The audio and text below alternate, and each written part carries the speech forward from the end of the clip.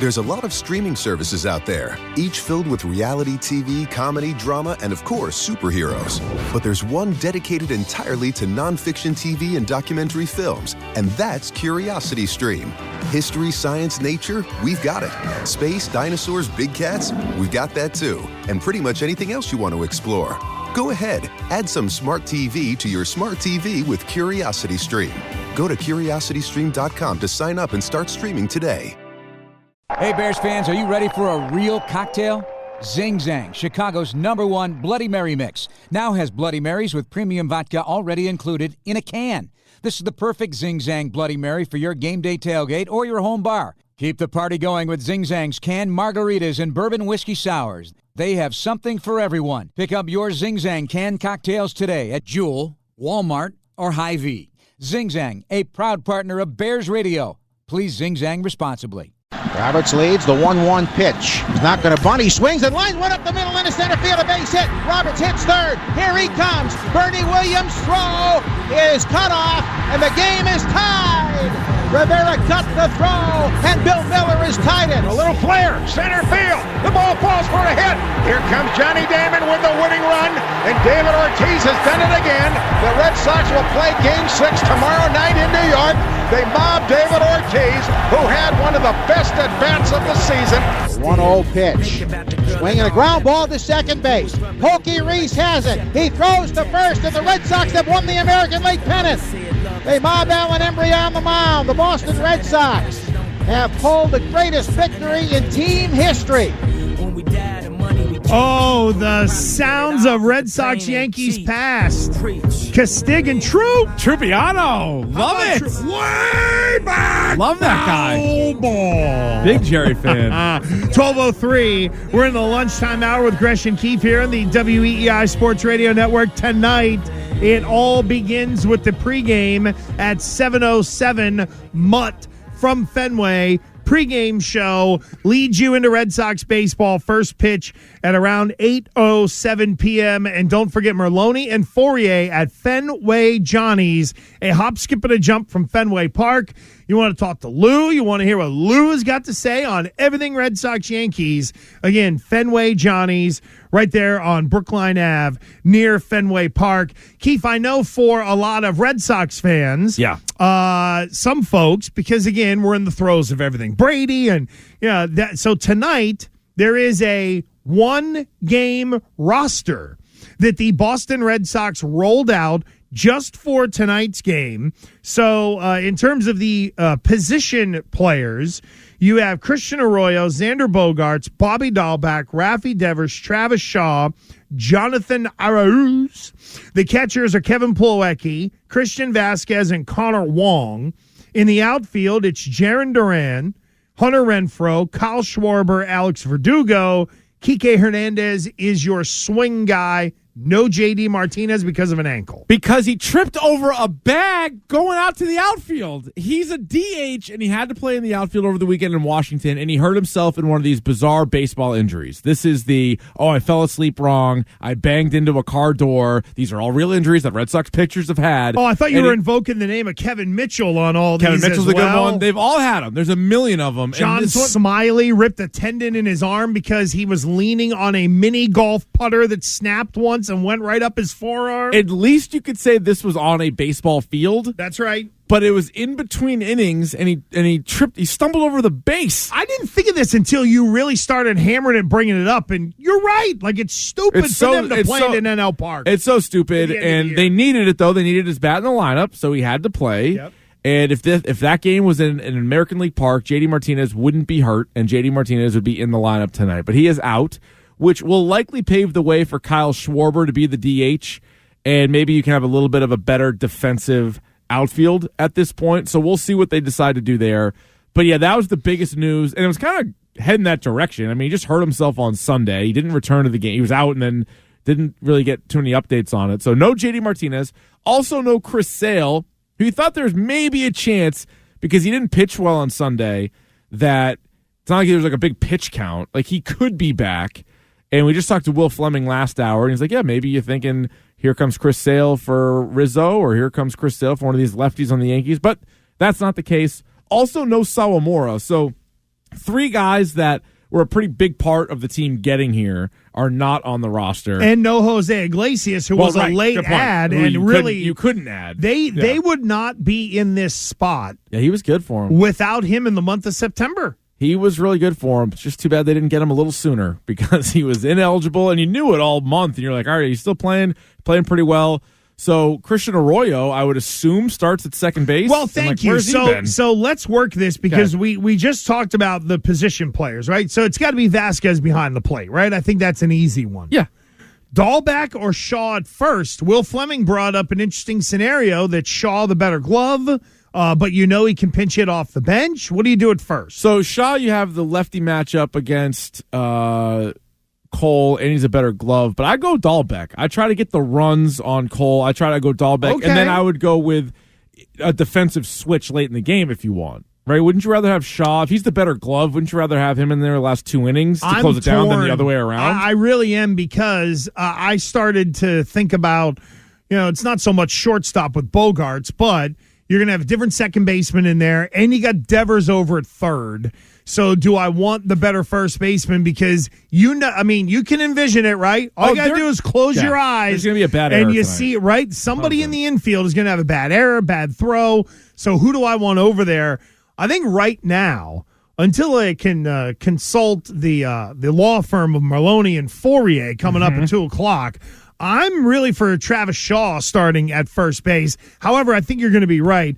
Dahlbeck's going to be the guy. And then it's got to be Arroyo at second, right? Arroyo, who, by the way, has played a total of 2 games in August, 2 games in September, and the final 2 games he got in briefly in October. So the guy's barely played. He's played 6 games in the second half of the season. So they got him in the final couple games of the regular season. Just a little bit. Because you gotta play him. But so, yeah, I would assume I assume he's your second baseman. I am curious what they decide to do.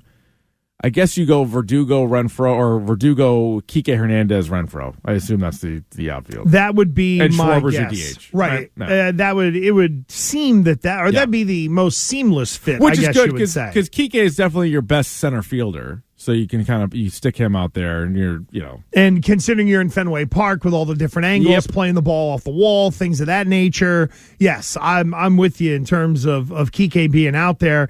And then there are the pitchers, and Keith mentioned there's no Chris Sale on this list. Oh, by the way, we're going to give away Red Sox tickets in a minute here with Gresham Keith. How about that? Right. But your pitchers, Matt Barnes, Ryan Brazier, Austin Davis, we know Nate Eovaldi, Tanner Houck, Adam Ottavino, Nick Pivetta, Garrett Richards, Hansel Robles. And I know come on, Hansel and Gretel. Let's have some hot fun. right now. Eddie Rodriguez, Josh Taylor, Garrett Whitlock. How many of those guys you like? Well, Josh Taylor's on this roster for a reason. And he's the guy that has my attention right now. Okay. Because at one point in time, we were singing the praises of Josh Taylor out of the bullpen this year. At one point in time. At one point, same thing for Matt Barnes as well. And the other guys on this roster. But something tells me that Taylor is in there for a reason. And whether it's a matchup, whether it's matching up against those left-handed hitters, there's a rhyme and reason why that guy is there. And I know we asked the question of Will Fleming in terms of Eddie Rodriguez. Are you using him tonight, or are you just saving him to be the holy crap, it's a 2-2 game and we're going to the 10th and we need somebody who can give us some innings kind of guy? Yeah, that'd probably be how I use him. A guy who's not used to coming out of the pen, I'd probably wait and use it as sort of an emergency guy. Because I would rather take my chances with Eovaldi as long as he can go. Tanner Houck, maybe 2, maybe even 3, depending on how he looks. Last time we saw him, the guy didn't give up a hit. He was perfect. 5 innings. They took him out and lost free furniture. But I would go those guys, Whitlock, and believe it or not, Robles has become one of their more dominant pitchers back there. And even Brazier. It's kind of amazing that this Brazier's in the mix tonight to definitely be in a big spot. Isn't it incredible that of the pitchers that are available, they actually have an all-star closer who you don't want to see. And it's amazing. I was going to ask you, what is the role tonight from off. Well, what's the role tonight for Matt Barnes? I don't know. You can play catch for somebody, warm up the right fielder. What do you think the role is for him? Have a sit out there, maybe dress warm? Well, I don't want to see him at all. I mean, unless you're up 8. Okay, and I know we're going to get to Alex Cora, right? But if you're Cora, aren't you thinking...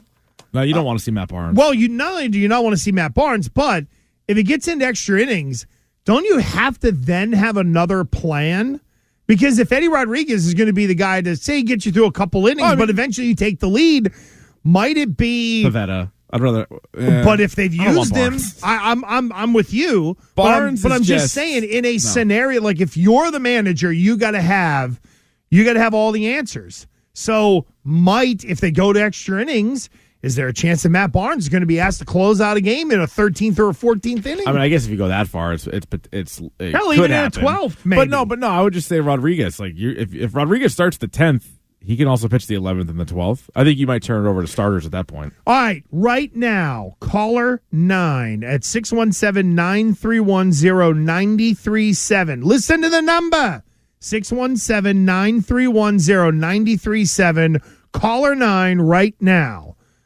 You're going to go see the Red Sox and the Yankees wild card playing game tonight, courtesy of your friends Gresh and Keefe here on the WEEI Sports Radio Network. Your home for Boston Red Sox baseball pregame at 7:07. First pitch a little after 8 o'clock. Again, caller 9, 617-931-0937. You will be headed to tonight's Red Sox game. Buster Olney joins us an hour from now at 1:10. Make the appointment, Buster Olney, with Gresh and Keefe an hour from now.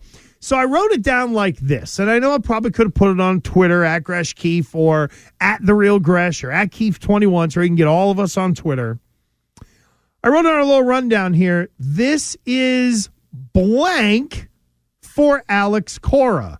Let me channel my match game. Well, I'm doing the Gene Rayburn. I got my long microphone out, and God rest Gene Rayburn, by the way, one of the greatest game show hosts of all time, who I do believe passed away on the Cape and spent his final years here in the lovely state of Massachusetts. Correct. But this is blank for Alex Cora tonight. My first thought is massive.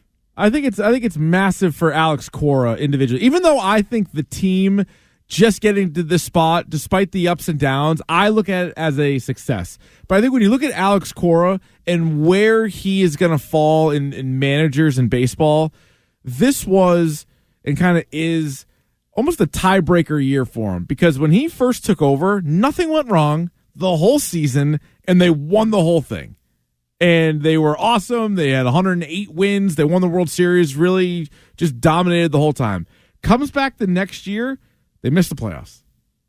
In 2019, they missed the playoffs. 2020, you thought maybe that would be the tiebreaker year, but he's suspended from baseball. So I think he gets fired, by the way. He gets canned, right? Or he mutually parted ways. He got fired. Oh, yeah. Or I don't know what that was, but he got fired, has to sit out in shame. He's talked about it a lot, right? He was kind of embarrassed for himself, his family, the whole thing. And he gets to watch, albeit a COVID year, but a year of baseball without him. He comes back this year. So you're like, all right, this is his third year as manager, and he gets his team back into the playoffs. But we all know, get him into the divisional round. It's so much more you don't really remember the teams that get bounced in the wild card round, right? Like all those Twins teams. It's like, did they really make the playoffs? Like, I guess they did. But I think this is pretty massive for him. So you can say, all right, when he's been there, the team has a playoff run more than they don't. And I think also for him, 2018. Some people probably still kind of raise an eyebrow at it, like, all right, yeah, you won 108 games. What'd you do? Did you cheat? Like, what'd you do? And so it's almost like Bill post Spygate. Because, again, I don't think Spygate really made them win games or lose games or whatever else. But it was sort of like, all right, here's a full year without cheating, and we're going to shove it up your tailpipes, and we're gonna kick everybody's ass. And I think that's a part of it for Cora. I think tonight is validation for Alex Cora. Mm-hmm. Regardless of what happens in this game, it goes to show that he was the right fit for this team, for this group, and for this organization. Now, cheating is going to be viewed so differently by so many different fans. For some people, it's you should be thrown out and never allowed back in. For some people, it was, come on, people were doing it. It ain't a big deal. But I think tonight is a night of validation for Alex Cora, because Will Fleming mentioned it in terms of the enormity of the moment tonight. And if there is one part of the Red Sox that I do not worry about for tonight's game, it's the moves that the manager is going to make. And I do think that there was all right, you shunned me, you sent me away, you think I'm nothing more than a cheater. And then look at what happened this year, right? There was the crackdown on the sticky stuff. There was dealing with COVID. And yet through it all, as much as it was a roller coaster ride, Alex Cora kept this team from falling apart. He did. And you look at the development of Rafael Devers, the bounce-back season of J.D. Martinez, unfortunately not in there tonight, but just the season that he had after the season that he had the year before, he clearly is a guy that the players on the team want to play for. Like, he has their respect, and we talk all the time, baseball, even more than the other sports, it's more about managing the personalities, more about keeping these guys playing for 6 months of the season. It's so different than all the other sports. And Cora, you're right, does seem like the right fit. We'd have bailed on Bobby Dahl back in what? April, not April, but it would have been May. But All-Star break, you were like, all right, let's find somebody else. Let's do something Cora else. stuck with him, and he ended up turning it around. And to me, Garrett Richards even. Garrett Richards has been like a career starter. Yep. Guy falls apart, has to relearn how to pitch, and then he used him as a pretty serviceable reliever in a lot of big games down the stretch. So you're right. Cora, you feel like, is at least going to make the right moves. Now it's all up to the players to execute and all that, but I'd be surprised tomorrow even if in a loss we lead the show with what the hell was Cora thinking? Like, again, possible, but I feel like it's kind of unlikely. He is the guy that you want making those decisions. But good for him. I mean, because this was a team when the year began, 81 wins. That was the over/under. Everybody on our show took the under, or like right around there. Like, they're going to win probably 80 games. They win 92. So I know at one point they were on pace to win the division. Don't get me wrong. Like, they let that slip away, but they still won 92 games, and they're hosting the wild card game. So, I mean, really a pretty successful season, but it can be even viewed as even more of a success, I think, for him if you actually move on and play the Tampa Bay Rays in a real series. And it will be interesting tonight to see the impact the Cora can have on the game, because I am with you in the way you position that, which is a lot of tonight is really going to stick, let's say, to Alex Cora as a part of the narrative. Because, look, do I think there was an overreaction to what went down in Houston and the fact that those managers lost their jobs? There was probably other ways that it could be handled. The However, punishment was weird. No players, all managers. Exactly. Yeah. And by the way, both managers that got let go got snapped up like that as soon as the door reopened for both Alex Cora and A.J. Hinch. But I think you're right in that we're with a Bill Belichick. We just came off the Brady game where it was, wow, what a game plan. He knew what Tom was going to do. He forced him to stay patient. It kept him in the game. Whereas with the manager of a baseball team in a series, I think you look at it and you have you cast a wider net of blame. Whereas in a one-game playoff like tonight, Nathan Eovaldi doesn't have it. Does Alex Cora say, he's my starter, I got to ride it out? No, or is it, I'm going to get him out of there quick? And that's where a great manager in a do-or-die game can really make a massive difference for you. And it's hard to talk yourself into thinking that Cora is really going to be a problem tonight. Yeah, I mean, because I know he won a World Series in his first year, but John Farrell, when it came to managing not just the bullpen, but also the pitcher, and you would think, all right, this is a guy who was a pitching coach. Like, if anybody would be able to figure it out, it'd be him. And there were so many times you were left scratching your head as to why he either left a guy in or put it in this guy instead of this other guy. And so you don't get that sense with Cora.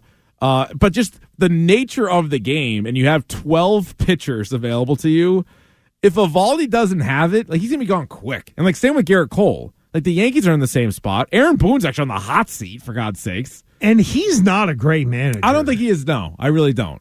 He's got plenty of talent, obviously, but both of these guys, it's Eovaldi, Cole. There's the chance that both guys go, 7 innings, right? It's the ace for each team. There's also a chance that second inning you got guys warming up in the bullpen, just because there's such a thin room for error here. I I'm assuming the weather's clearing out for tonight, right? We're It's not going to have, I think, 60 degrees and cloudy. But so it's no rain, really, is the big thing. Like, I don't, gross. Yeah, well, gross for baseball, no question. Yeah. And Garrett Richards, hopefully he can layer up. Yeah, can we send hey, John, is there any way we can make sure a WEEI pullover gets sent over for Garrett Richards tonight? Mm-hmm. We make sure that he's all good to go. I don't even have one of those. Well, maybe that's a sign. I don't have one either, but my code also didn't work this morning. I had to have someone let me in. Size really? issue. They locked you out of here, huh? Hey, use Shimes code. We so fixed the glitch here. That's right. We fixed the glitch, exactly. But, make sure that Garrett Richards is nice and warm out there in the bullpen, and he's going to be okay. But I do think, it's unfortunate for both the Red Sox and the Yankees that this game gets played so close to coming off of Brady on Sunday Night Football, because I think let's say thank God it wasn't yesterday. Well, I was just going to say. I really would have gotten lost in the shuffle if it was a Monday game. So at least you had the day in between, but right back, it's going to be another late night for a lot of people around here. But let's say they played Tampa in week 3, and it was, and you just come off a game against Houston. Yeah. I think even though it went down to the wire over the weekend, the buzz and the feel going into today would have been very, very different. And not that there isn't one, but it's definitely, it's like it butt up against, the biggest event around here in such a long time. I still think tonight will be pretty massive. I think people are going to be so fired up for it. I think what happened was the Washington series, which was insanely important, got swallowed up by Brady and the Bucks. That final game, they needed, it was a comeback victory. They're down 5-1, right? Yeah, it was huge. Because if they lose that game, correct me if I'm wrong, they would have played the Blue Jays for 163, right. And then the winner of that would have played the Yankees in Yankee Stadium. There you go. So that was huge. They were down 5-1, like midway late in the game. So that was a huge turnaround. But everybody was just focused on what the Tom Brady game was going to look like. And understandable. Which you can't blame. No, I don't blame anybody. It's just bad timing. Yeah, right. Yeah, it's not a lack of interest in baseball or the game. I mean, God, it's Red Sox Yankees with stakes on the line. Yeah. It's what ESPN tells us is going on in May. Mm-hmm. Now it's really actually happening. And you can listen to this American League wildcard game right here tonight on the Shaw's and Star Market Red Sox Radio Network. Pregame begins a little after 7, and first pitch is after 8 o'clock. I almost said Merlone and Fourier will be at Fenway Johnny's from 2 to 6, and then Mutt picks it up from inside Fenway Park, and then it is off and running for Red Sox Yankees tonight. We'll circle back on a lot of this tomorrow, obviously, and Alex Cora is on the spot, and I actually feel good about that. We also feel good that John is handling trending. Shimey is out today. He left a pizza on the hood of his car and melted into the engine. Son of a gun. So now he's got a big cheese backup, which I'm sure isn't the first time the charcuterie Shime has had a cheese backup, if you know what I mean. There's a lot of streaming services out there, each filled with reality TV, comedy, drama, and of course, superheroes. But there's one dedicated entirely to nonfiction TV and documentary films, and that's Curiosity Stream. History, science, nature, we've got it. Space, dinosaurs, big cats, we've got that too. And pretty much anything else you want to explore. Go ahead, add some smart TV to your smart TV with Curiosity Stream. Go to curiositystream.com to sign up and start streaming today. Hey, Bears fans, are you ready for a real cocktail? Zing Zang, Chicago's #1 Bloody Mary mix, now has Bloody Marys with premium vodka already included in a can. This is the perfect Zing Zang Bloody Mary for your game day tailgate or your home bar. Keep the party going with Zing Zang's canned margaritas and bourbon whiskey sours. They have something for everyone. Pick up your Zing Zang canned cocktails today at Jewel, Walmart, or Hy-Vee. Zing Zang, a proud partner of Bears Radio. Please Zing Zang responsibly. There was stories of these girls that would leave his house and they would have to swim out in the lake and get away from them. He has a secret room in his house. He put me in there, she said. I don't want anybody to die anymore. I don't want anybody else to die. I'm looking for Ashley. Season 3 of Up and Vanished is available right now. Listen for free on Odyssey, Apple Podcasts, or wherever you get your podcasts. The climate crisis is here. Time's slipping away to stop the worst effects of global warming, and we need solutions. Hosted by me, Molly Wood, How We Survive dives deep into the economics, the tech, and the human stories behind those solutions. From billionaires trying to monopolize lithium mines to business rivalries so fierce that one CEO was dragged off a plane by federal authorities. How We Survive, following the money to the end of the world because our survival might depend on it. Listen on Odyssey and everywhere you get your podcasts. Or Gresh and Keith right now on WEEI. It's time for Kiefer Madness. Kiefer Madness. Richard Keefe, I think it is. Rich Keefe. Who is that? How you doing, ladies and gentlemen? My name is Joshua Adams. What now? Kiefer Madness. Where's Keith? Where is he? Where's Keith? Where is Keith? Hey, Keith, you're a douche. I was doing Junko Inoshima from Danganronpa. I'm a firm believer in UFOs and Sasquatch. That's funny. Yo, Kiefer Madness is so hit or miss. Keith is a nice guy. Keith's a nice guy. Okay. Kiefer Madness? It's Kiefer Madness with Gresh and Keith on WEEI. I bring it. Well, Jolene Brent, I've done a lot of stories in my relatively short career, but I've never seen anything like this. The story is very disturbing in several ways, and for one more woman, it turned out to be a terrible situation.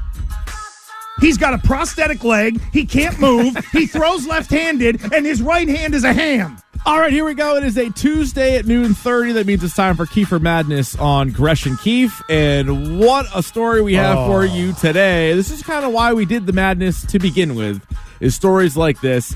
We could have hit on it yesterday because it came out over the weekend, but we were so engulfed with Brady v. Belichick and the aftermath of Patriots-Bucks on Sunday night. But the head football coach of the Jacksonville Jaguars, none other than Urban Meyer, made a lot of news over the weekend as he was filmed at a bar in Ohio, sitting on a stool with a lady, not his wife Shelley, by the way. Oh, well, let's start right there. Not his wife Shelley, a lady on his lap. There's more to it than that, but that's where I'm going to leave it. I think most people have seen the video by now. By the way, it was somebody filmed him at the bar and then created a new account that was like, uh-oh, Urban, or like called something like that, and filmed it and then posted it, and it got millions of views very quickly. Now, let's remind people that on Thursday Night Football, the Jaguars flew to Cincinnati and lost to the Bengals 24-21, and that's where this story really begins. And Jacksonville, just as a side little detail, 0-4. Urban Meyer 0-4 to start his Jaguars career. So yesterday, Urban Meyer had a press conference to sort of... First of all, there were some people who were like, is that even him? Oh, it's 100% him. Oh, yes, it is. There were other photos that came out. One girl posted a picture of him on Instagram, and she's like, who's this guy that keeps flirting with me? So he was at like an Ohio State bar. He was wearing an Ohio State polo, by the way. Did you notice that? Well, that, yeah. I mean, it's free stuff. I used to coach the team. And so yesterday, he had a press conference and talked about what's going on with him and his team. I just apologize to the team and staff and for being a distraction. It was stupid. Let me stop right there. First of all, Urban Meyer, no stranger to apologies. He has had several over the course of his distractions. Long career. Distractions, apologies, I'm sorry. He's the guy who had Aaron Hernandez and the Pouncey brothers on a college team once. He sure did that team. You go up and down that roster. Riley Cooper. He had a whole bunch of guys in that squad. I just apologize to the team and staff and for being a distraction. It was stupid. And so I explained everything that happened and owned it, and just stupid. Should not have myself in that kind of position. Let's open up to questions. Did you fly back with the team, or did you stay in? No, I stayed to see the grandkids, and we all went to dinner that night. Okay, hold on. Throwing the grandkids in there right away is pretty outrageous. Oh, it's something. So Urban Meyer, who's left multiple college jobs, and they were all, not because the NCAA was about to show up at the door, but it was more, I got to spend time with my family. He goes, grandkids. So the same guy, also my heart. Same guy I saw in the video with the girl grinding on him. He was visiting his grandkids. I didn't see his grandkids in the video. Did you? I didn't notice them. I think Herb sort of explains this a little bit deeper on where the grandkids were during all this. I didn't see him there. No, I stayed to see the grandkids, and we all went to dinner that night at a restaurant, and then there's a big group next to our restaurant, and they wanted me to come over and take pictures, and I did. And I trying to pull me out on the dance floor, screwing around, and I should have left. The screwing around part, I think he's telling the truth. So Big Herb, I didn't see him on the dance floor either. So Big Herb goes to dinner with, you have to assume, one of his children, right? One of his children, the grandkids. Yeah. And then when they're done, he hears this and is like, I gotta go. Hey, you know what? Why don't you go put those kids to bed? The sniffer? Yep. Oh, I gotta. They all wanted autographs and pictures. The one girl on Instagram was like, "Who is this guy?" She didn't know who he was, and all they wanted was pictures and autographs. And who made the contact? Did somebody from the other place go into the restaurant and be like, "Come on, stop it"? Or was he, meet up with Zach Smith to go have a belt? Look at the horniest coach in the league. We're just walking over there to the next thing. Listen, the Tristan Thompson of NFL coaches. Don't you disparage Sean McVay now. He's young and virile. He's got the one girlfriend, though. He's pretty, I think he's with her. But it's I LA. think he's with her. Different lifestyle. Well, people. yeah. All right. Who knows, pull maybe. me out on the dance floor, screwing around, and on the I should have dance left. floor. Yeah, I should have. How did the team react? I mean, they're probably pretty reactionary, or how did they take it? Yeah. Well, I've always been so defensive of them. I remember when Trevor told me he was going to go to Vegas for his bachelor party, and I was just, my gosh, man, be careful and surround yourself, and because I've seen this happen. Oh, so now he's giving advice to Trevor Lawrence. Isn't Trevor Lawrence super religious and very, very squeaky clean? Well, yes, that's why you got to give him some advice going to Vegas, because the guy walks into a flesh farm, doesn't know what to do. He thinks, is this a buffet? Herb's like, all you got to do is find a good bar stool, just sit down. Yeah, right. And just wait for the action to come to you. Wait for someone to come comb your hair for you, Trevor. And, but so the team. I spoke to a bunch of leaders one-on-one, spoke to all the players. Good.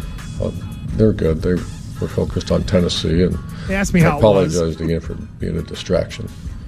They canceled meetings on Monday, by the way.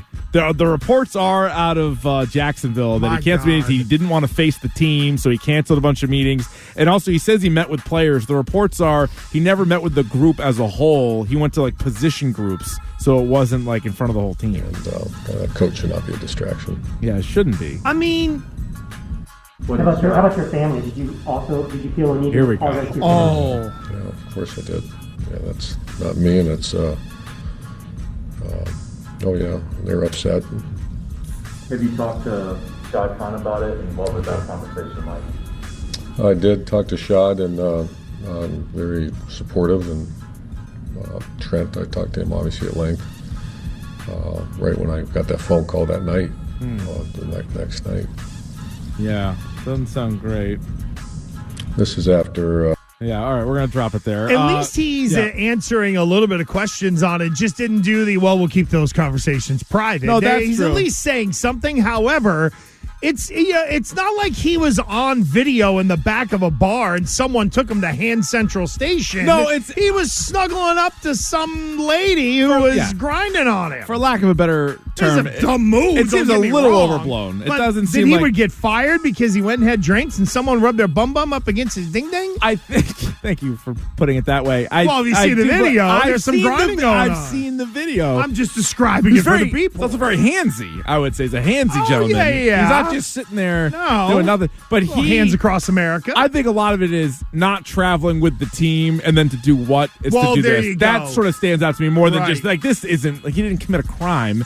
Now, the statement from Jaguars owner Shad Khan, I've addressed this matter with Urban. Specifics of our conversation will be held in confidence. What I will say is his conduct last weekend was inexcusable. I appreciate Urban's remorse, which I believe is sincere. Now he must regain our trust and respect.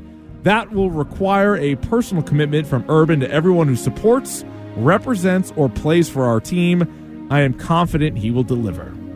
What's hilarious here to me is he needs to regain the trust and respect, meaning he has lost. That's right. He's lost it. Respect and trust. Lost it. There you go. All right, let's turn it in because obviously this took the internet by storm. Oh. And based off of the video and everything else, let's do a boom roasted inside of Kiefer Madness. John, would you please? Boom, roasted. All right, here we go. This one, perfect way to start. This is from @Black Sports Online. Urban Meyer when he finally opens up Twitter. I ain't gonna lie, I'm getting cooked. Boom, roasted. Yes, you are. This is where the internet is a wonderful place. At my Sean Wu 99, Urban Meyer at his next press conference. But I want to say one thing to the American people. I want you to listen to me. I'm going to say this again. I did not have sexual relations with that woman. And that's why, Fair enough. And that's why his players lost respect for him, because they were like, Herb, it was there. What are you doing? This might be my favorite one. This is from at @A_Ral10. Urban Meyer on his wife's voicemail right now. Hello there, Your Honor. I want to say I'm sorry for the things I've done, and I try and be stronger in this life I chose. But I want you to know that door I closed. In Your Honor, I'm sorry, sorry, sorry, sorry. To my mother, I'm sorry, sorry, sorry, sorry. That's my favorite one. Your Honor. That is my favorite one. That's him at the divorce hearing. Meyer. Your Honor, I'm sorry. Don't take all my money. Just take half. Please. This one's from at J. Waleser Jr. Shad Khan, Urban, there is a video of you partying with college girls. Urban Meyer be like, was that wrong? Should I not have done that? I tell you, I gotta plead ignorance on this thing. Boom. Roasted. I wonder if Herb broke a protocol for COVID by doing what he did. I would imagine, yeah, there was not a mask to be found in there. Right. Not a mask to be found, so maybe. His wife wants him to take a different kind of test. Yeah, I would say different kind of mask. This one's from, this is a great name, at LL Cool Trey. Oh. Urban Meyer when his wife asks what happened at the bar last night. It's a made-up tale. It's a total fabrication. It never happened. It never happened. This one was invented by a writer. Not this time. It never happened. It's false. It never happened. It's a fake. It's fiction. It's an urban legend that never happened. Ooh, urban legend comes in nice. Good urban legend headlines. And then lastly from at AngelSteve89, Urban Meyer when the Jags tell him no or never to let this happen again. I've been talking to people walking here. We've been talking about next year, and I'm sitting there saying, I'm not going to be here. Boom, roasted. No, he's not. Here's the question for you as we end this. Will Urban Meyer be the coach of the Jacksonville Jaguars week 17 when they play the Patriots in New England? Yes. I am convinced that this guy is going to stay here. I'm not sure. No way. The Khan family is not going to get rid of him. No chance. They put too much money into AEW. They can't pay off all these contracts with Urban Meyer. That is true. But I wonder if he could slip up again, and there might be a way to sort of work around like conduct detrimental. There might be a way out of there. They probably put him on blast, and apparently he owns the bar he was in. Jesus. So I ain't gonna lie, I'm getting cooked. I hear you. What a great Kiefer Madness. Awesome. A Kiefer Madness, boom roasted, all jammed into one. Urban Meyer, we thank you, friend, for the content. Peter King. I talked to Peter King. The full interview's up at WEEI.com. But what he had to say about the Tom Brady that he talked to after Sunday night's game, you're going to want to hear that next. Hello there, Your Honor. I want to say I'm sorry for the things I've done, and I try and be stronger in this life I chose. But I want you to know that door I closed. In Your Honor, I'm sorry, sorry, sorry, sorry. To my mother, I'm sorry, sorry, sorry, sorry. Hey, Bears fans, are you ready for a real cocktail? Zing Zang, Chicago's #1 Bloody Mary mix, now has Bloody Marys with premium vodka already included in a can. This is the perfect Zing Zang Bloody Mary for your game day tailgate or your home bar. Keep the party going with Zing Zang's canned margaritas and bourbon whiskey sours. They have something for everyone. Pick up your Zing Zang canned cocktails today at Jewel, Walmart, or Hy-Vee. Zing Zang, a proud partner of Bears Radio. Please Zing Zang responsibly. There's a lot of streaming services out there, each filled with reality TV, comedy, drama, and of course, superheroes. But there's one dedicated entirely to nonfiction TV and documentary films, and that's Curiosity Stream. History, science, nature, we've got it. Space, dinosaurs, big cats, we've got that too. And pretty much anything else you want to explore. Go ahead, add some smart TV to your smart TV with Curiosity Stream. Go to curiositystream.com to sign up and start streaming today. 2021 Odyssey Beach Festival, December 4th and 5th at the world-famous Fort Lauderdale Beach in Florida. 2 days of music with almost 24 bands, including 21 Pilots, Swedish House Mafia, the Lumineers, Weezer, Taking my time on my ride. Bastille, Walk the Moon, Mod Sun, and more. Tickets on sale now at OdysseyBeachFestival.com. Supported by Ford. Built for you. Built for South Florida. New fall feelings call for new fall flavors, like the new Apple Cranberry Dunkin' Refreshers. Honeycrisp apple and cranberry flavors made with green tea or coconut milk. They're delicious and refreshing to the core. And if you're looking for more fall flavor, pair them with a classic sweet apple cider donut. Fall into flavorful with a new Apple Cranberry Dunkin' Refreshers or an apple cider donut. America runs on Dunkin'. Apple Cranberry flavored drinks, 0% fruit juice. Price and participation may vary. Limited time offer. Exclusions apply. Did you know you can watch Gresh and Keith? This is so sobering when I say this. I'm a 46-year-old man. Just go to weei.com/watch or twitch.tv/BostonWEEI. We'll talk baseball with Buster Olney in 20 minutes at 1:10. Gresh and Keith here with you on the WEEI Sports Radio Network. Time for our chat with Peter King.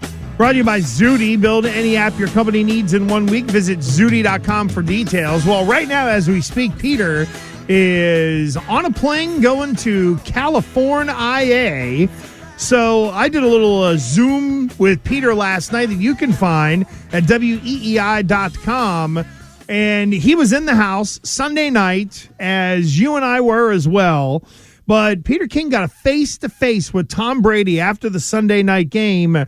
So he was asked, all right, Peter, what kind of Tom Brady did you find after Sunday Night Football? He was totally fried. He had it. He couldn't wait to, as you know, underneath the stadium at Gillette in the concourse, there's after a football game, especially now that so many of the COVID restrictions have been relaxed, it was a mob scene down there at 12:45 a.m. Monday.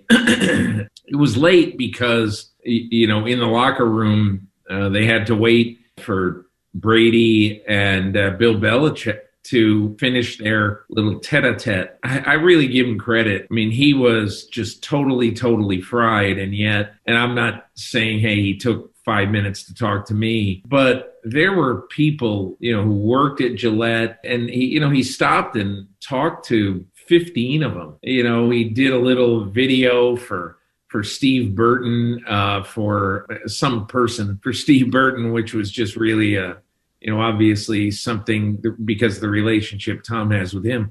It just is a great example of what Tom Brady means to the region, you know, knowing there's so many people who wanted to be there because there's a very good chance it's the last time he'll ever play a game there. You know, listening to Peter's answer, I kind of did forget about all of the support staff and the people who work at Gillette, a lot of them who have been there for many, many years, who also develop a relationship with Brady because he would come in and out of there like he owned the place. He kind of did. And I also think, like, him being exhausted, not surprising at all. It also kind of humanizes him some, because think about the week that he had, the build-up, we compared it to Super Bowls, and it probably was. Like, the amount of preparation he did for the Patriots is probably similar to what he would do for a Super Bowl, but condensed down to 1 week.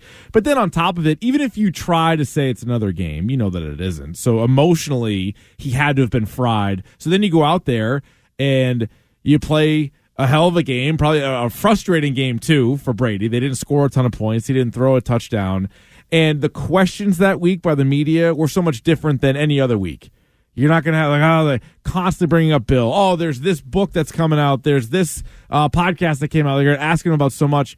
He better be exhausted after this week. And so I think, like, both he and Bill can probably take a big like sigh of relief. Like, all right, that's over with. Like, we've moved on. And for Brady, you got the win, so you're happy with it, but what an exhausting week it must have been. In retrospect, both are probably happy it happened week 4. Yeah, because as a fan, I was like, week 8 would be cool, like middle of the season. But week 4 for both of them, I agree. I bet they're happy. Also asked Peter, how does Sunday night's game fit into the Brady-Belichick story? Both teams won last night. And Bill Belichick won last night also because he basically, and they as an organization, the Patriots, decided that they were not going to aggressively pursue an old quarterback like Tom Brady and make sure that he played for only one organization in his career. And they picked a quarterback who, imagine being Mac Jones. What must he have been thinking through this whole process through the last week? But, man, I'll tell you one thing. He has got nerves of steel to be able to handle and to play well with all the pressure that was going on there. But, look, if you're a Patriots fan and you watched that game last night, you said, okay, this was the ultimate test for Mac Jones. Your daddy comes back to the stadium to basically, rub it in the Patriots' faces, and he doesn't do that. And Mac Jones, throw for throw, played better than Tom Brady. And so, that was an incredible performance, I thought, by Mac Jones. Showed that the Patriots now should be confident that they've got a quarterback for the long term. So I agree with Peter that somehow, some way, that was a win for both teams. Tom Brady and the Bucs got the actual win, but Bill Belichick looked pretty good because he coached it up, and it was a close, kind of ugly, hard-fought game. And as a Patriots fan, Mac Jones more than held his own as the opposing quarterback. In fact, was the better quarterback on the field. So there's positives to take away from that, even though the team fell to 1-3. We're going to talk to Buster Olney at 1:10, but next we're on to Houston. The Brady game is officially put to bed. Now the sucky Texans are next up for the Pats. We'll start to get into a new week of football next. Keeping up with the flood of news every single day can be quite stressful. There is climate change happening. There's the pandemic, labor movements, Nicki Minaj's cousin's friend. Hi, I am Gideon Resnick, host of Crooked Media's What a Day. Each week, Travelle Anderson, Priyanka Arabindi, Josie Duffy Rice, and I are going to break down the biggest news stories of the day in a way that hopefully doesn't always make you want to cry. New episodes of What a Day drop every weekday at 5 a.m. Eastern. Listen on Odyssey, Apple Podcasts, or wherever you get your podcasts. Hey, Bears fans, are you ready for a real cocktail? Zing Zang, Chicago's #1 Bloody Mary mix, now has Bloody Marys with premium vodka already included in a can. This is the perfect Zing Zang Bloody Mary for your game day tailgate or your home bar. Keep the party going with Zing Zang's canned margaritas and bourbon whiskey sours. They have something for everyone. Pick up your Zing Zang canned cocktails today at Binny's, Meyer, or Woodman's. Zing Zang, a proud partner of Bears Radio. Please Zing Zang responsibly. CuriosityStream has thousands of documentary films and shows available on demand on any device. We're the Netflix for nerds, the Hulu for history buffs, the Disney Plus for the scientist in us. There sure are a lot of streaming services, aren't there? CuriosityStream is the one you definitely need if you're the type to nature dock and chill, if you're an armchair astronaut, if you prefer physics to psychics, or perhaps you know a precocious paleontologist. Go to curiositystream.com to learn more and sign up today.